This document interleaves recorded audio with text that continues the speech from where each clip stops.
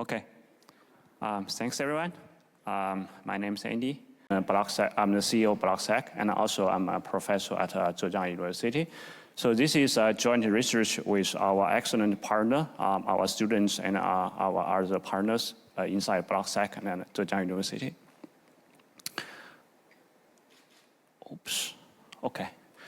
Yeah, I'm a professor. I'm also publish papers. But I also, build real systems. I like to build a real system with real impact. So we want to solve the real problems. BlockSec is a security company, so we are trying to propose the products and solutions to help secure the blockchain ecosystem. And we have the pre-launch security and post-launch security to attack monitoring, and we do the hack blocking. We also have some user security and compliance protocols. Okay, so everyone wants a very quick, very fast blockchain, right? So we can optimize the blockchain from different layers. One of the layers is consensus, so we can have a very fast consensus mechanisms that we can bring the block time like from 1 minute to a couple of seconds or less than 1 second. We can also have some optimizations on the execution layer, and I think you guys have listened to a couple of talks in how to optimize the EVM, how to parallelize, how to do the GRT things to improve the execution speed of the execution layer. And another optimization method is we can have some optimization in the storage engine. That is what we did inside our work, the SNAME archive. So we optimize the state model inside the archive node to improve the storage, to reduce the storage cost and to improve the efficiency to query a historical status. Okay, so what is the Ethereum storage layer? So basically we can think Ethereum as a state machine, right, driven by a transaction. So if there is a new transaction, which will change the status from the initial one to the another one. And what is the status, right? So Ethereum takes an account-based state model, and each state is identified by the account, and an account may have the storage. Storage is referenced by the storage root, right? So all the status are encoded as a tree, right? This is the MPT tree. I think most of you guys are very familiar with this one. And the data inside the MPT are stored inside the key value store, right? The key database. And the key is the node hash, and the value is the load data blob. And so the purpose of the MPT is we can perform a very quick authentication, right? The data authentication. The data authentication means that we can quickly authenticate whether data is inside the leaf node of this tree, right? So suppose we have 4 values, because all the values are stored inside the leaf node of this MPT, and we have the A1, A2, A3, and A4. So you can just give me the B1 and A3, A4. So and the commitment in the hash, so I can tell you whether the A3 is inside this tree or not, right? So Ethereum takes this data structure for the data authentication purpose and for the to store all the status. And there are different couples of the trees. In fact, there are 3 different kinds of trees inside the Ethereum node. Most of them, the most popular are the account tree and the storage tree. So for each block, we have the state root, right? The state root points to the account tree. Inside the account tree, on the leaf node of the account tree, we have the account, which points to each account, right? And inside each account, we have the storage tree pointed by the storage root. So this is the basic data structure used by the Ethereum node. Okay, so we have different Ethereum nodes. We have the night nodes, we have the full nodes, and we also have the archive node, which we'll talk about today. So for the full node only, even though the name is called full, but it does not preserve all the full historical status, right? So it only maintains the latest world state, like 128 MPTs for reorg tolerance. Historical status are pruned. So why is that? That's because the historical status will consume a lot of storage, right? It's more than 10 gigabytes for a typical archive node. So the archive node is archive node preserves all the historical status, and for the MPT at each block is saved, and all the leaf node and the intermediate nodes contain all the MPTs at each block is saved. So because it saves all the historical status, the disadvantage is that it requires very large disk space, to save all these leaf node and his intermediate nodes. So why do we need archive node, right? Because compared with the full node, archive node consumes a large number of storages. So why do we need an archive node? That's because we can use the archive node to do some testing and analyzing for the smart contracts and for the transactions. In fact, the archive node has been used in many scenarios and applications in both academia and the industry. I will give you some examples. So for the usage in the academia, so we can detect some attack transactions and smart contract vulnerabilities using this archive. That's because we can, you can analyze the historical transactions by replaying all these historical transactions to detect the hacks. So that's what we did in some system we published in some papers. And you can also use this historical status. Suppose you do some quantum trading on the DeFi space, right? You need to test your strategies. So with archive node, you can test your strategies using historical status to see whether this strategy is effective or not. If this trading strategy is effective, then you can put online for the latest real-time transaction data. So you can, by using archive node, you can do that. And in industry, right? In industry, sometimes we need to virtualize and analyze transactions to understand its semantics. Suppose we have a very complicated transactions. We have an MEV transaction. We have a swap into different liquidity pools. So we have hundreds of internal transactions inside a transaction. How do you understand these transactions? We can use the archive node to virtualize, right? We can have the balance change. We can have the trace. All of this, you need to have the archive node to do that. So this is one example, a very simplified example. We have a tool called BlockSec Phalcon Explorer. So you can, using our Explorer, to quickly calculate the balance change and to get the trace, right? But what's the issue of the existing archive nodes?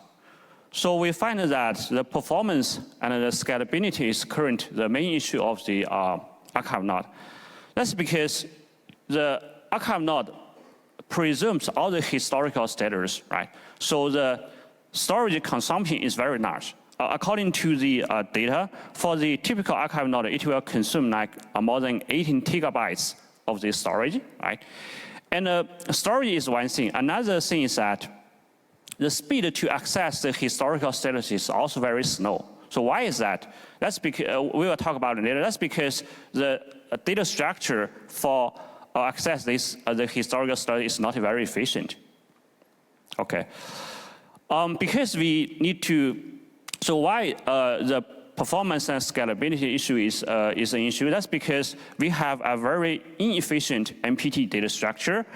So let's say, so because of this data structure, most of the storage is wasted on the intermediate nodes, not the leaf nodes. As I just said, the effective data is only stored on the leaf nodes, right? So all the intermediate nodes are for other purposes. They do not have the effective data. According to our statistic, the storage utilization for the MPT trees is only like 36%. That means more than 60% of the data is wasted on the intermediate nodes.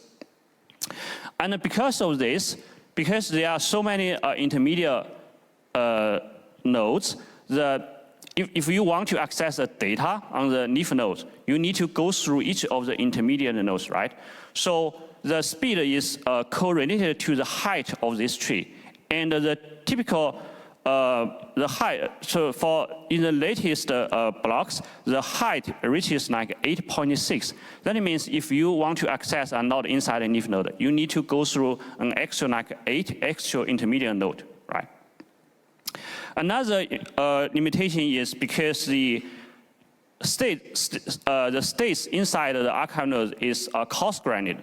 The cost-granted means that the typical archive node, they will maintain the status in the block, in the granularity of the block. They do not preserve the status in the granularity of transaction. What does that mean? So suppose you have like 100 transactions inside a block, right? Inside a historical block.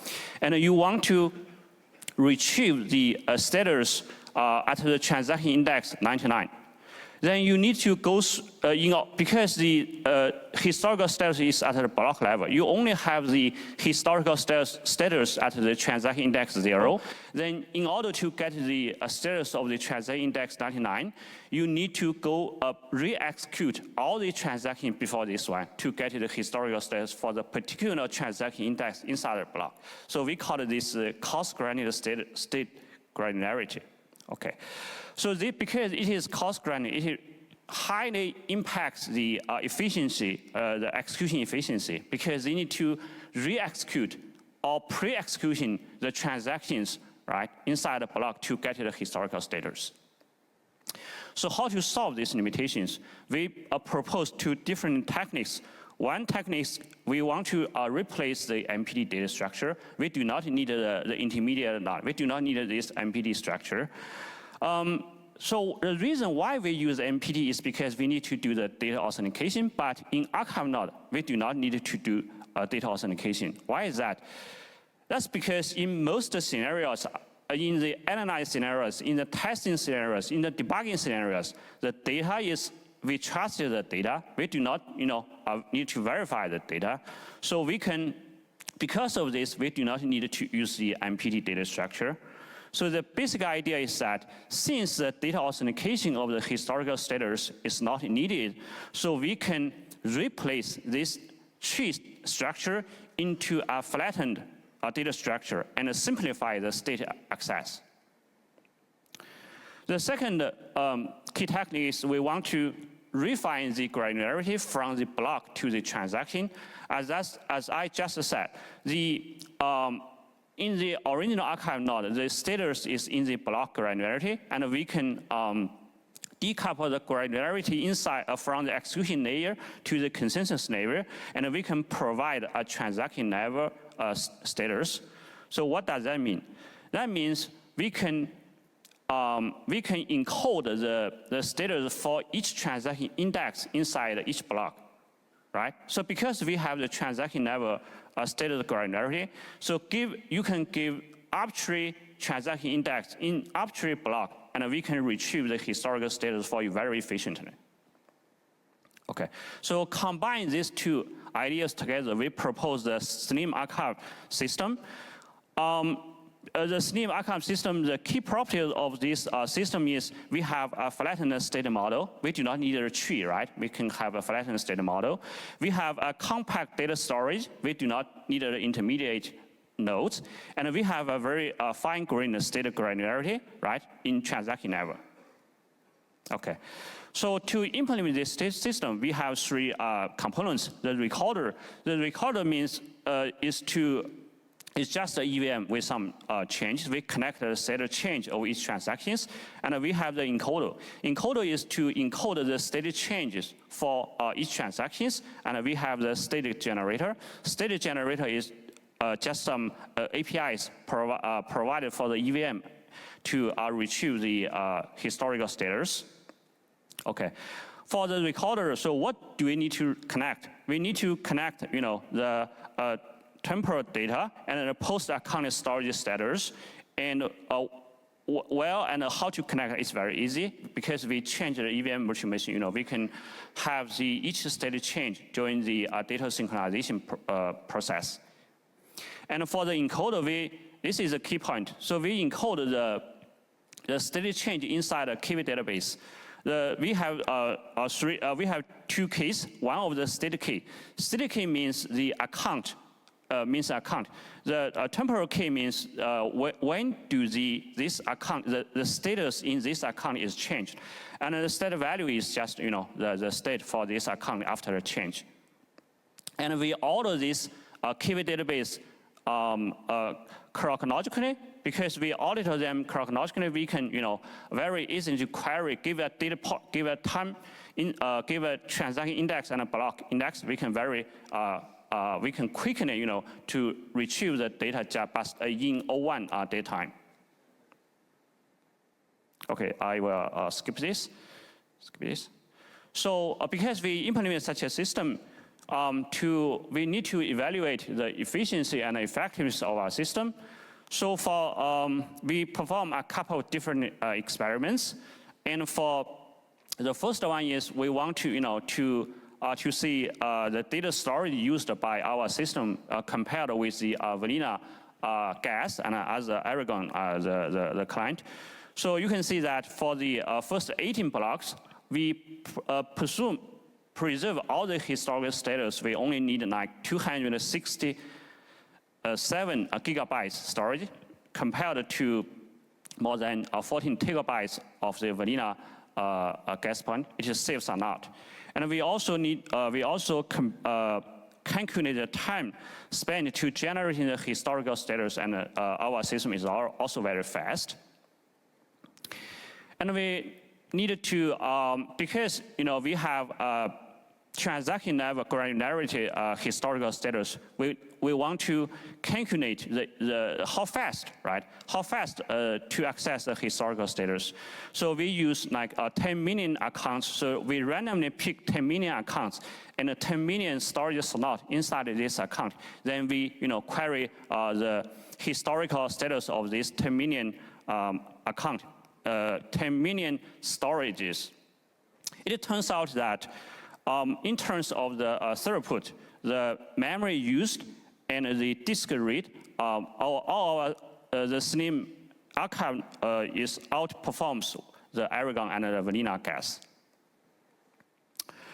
At last, we want to evaluate the speed to replay a transaction. The replay a transaction means that give a transaction, a previous transaction in the history, then how fast you can replay this transaction, right? So the speed is determined with the transaction index, and because in the vanilla archive node, the bigger the transaction index, the slow to retrieve the historical status, right? So we replay like, if I remember correct, we replayed 10K. Sorry, I didn't remember the exact number, but we replay a large number of transactions, and it turns out that our system is very fast. It's very fast.